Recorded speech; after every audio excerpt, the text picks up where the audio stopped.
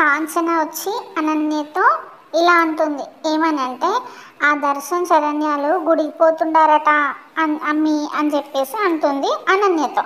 అప్పుడు Ananya so what అని పెద్దగా ఫీల్ అవుతూ ఉంటుంది. ఫీల్ అవుతూ ఉంటే కాంచన అంటారు కదా, దర్శన్ శరణ్యాలు వెళ్ళే కాడికి బ్రేక్ వెళ్ళి తీసేసా ఉండా అని చెప్పేసి అంటారు. అప్పుడు ఇంకా చూసుకో అనన్య ఫుల్ హ్యాపీగా ఫీల్ అవుతుంది. తర్వాత నెక్స్ట్ డే హ్యాపీ బర్త్డే ఎవరిది, అనన్యది శరణ్యది, ఇద్దరు కలిసి ఆశీర్వాదం తీసుకున్నానికి అందరూ కిందకు వస్తారు. కిందకు వచ్చి అందరి దగ్గర ఆశీర్వాదం తీసుకుంటూ ఉంటారు. అప్పుడు ఆనంద్ దగ్గరికి వచ్చి శరణ్య ఆశీర్వాదం తీసుకుంటా ఉంటే శరణ్యని చూసి ఆనంద్ అంటారు కదా, త్వరలోనే ఈ ఇంటికి వారసుని ఇవ్వాలి అని చెప్పేసి అంటుంది శరణ్యతో. అప్పుడు శరణ్య హ్యాపీగా ఫీల్ అవుతుంది. తర్వాత దర్శన్ అంటాడు కదా, హ్యాపీ బర్త్డే శరణ్య అని చెప్పేసి దర్శన్ కూడా అంటాడు. అన్న తర్వాత ఇంకా రోహిత్ ఉన్నాడు కదా, రోహిత్ అంటాడు కదా, రోహిత్ అనన్య దగ్గరికి వచ్చి అంటాడు కదా, happy birthday to you my dear wife అని చెప్పేసి అనన్యతో అంటాడు. అప్పుడు అది పిచ్చిదానిలాగా యాక్టింగ్ చేస్తుంది కదా, అదేం చెప్తుంది, నీకు కూడా హ్యాపీ బర్త్డే టు యూ అని చెప్పేసి పిచ్చిదానిలాగా అంటుంది. అన్న తర్వాత అనన్య వాళ్ళ అత్త ఉండంటుంది కదా రోహిత్ తోటి, రోహిత్ దర్శన్ అమ్మాయిల పేరు మీద మీరు వెళ్ళి అర్చనలు చేయించుకొని రండి అని చెప్పేసి అంటుంది అనన్య వాళ్ళ అత్త. అప్పుడు ఆనంద కూడా ఇలా చేయించండి అన్నట్టుగా ఫేస్ పెట్టినప్పుడు అప్పుడు రోహిత్ కూడా ఉండంటాడు కదా, అలాగే పిన్ని వెళ్తామని చెప్పేసి రోహిత్ కూడా ఆనందతో చెప్తాడు.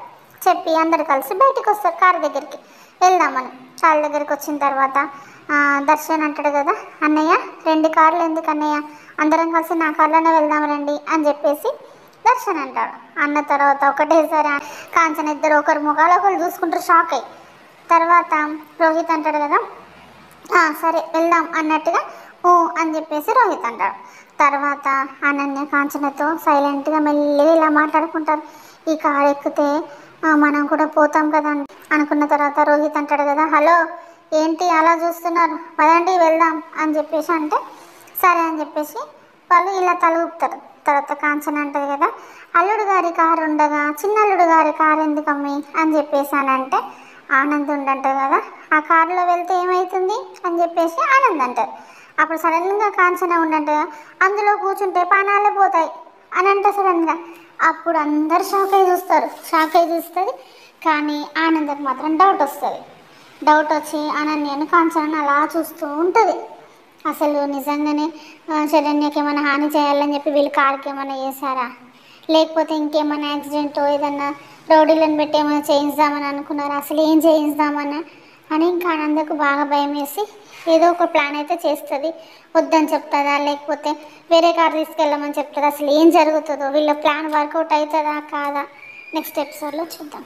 ప్లీజ్ సబ్స్క్రైబ్ మై ఛానల్ అండి. బాయ్.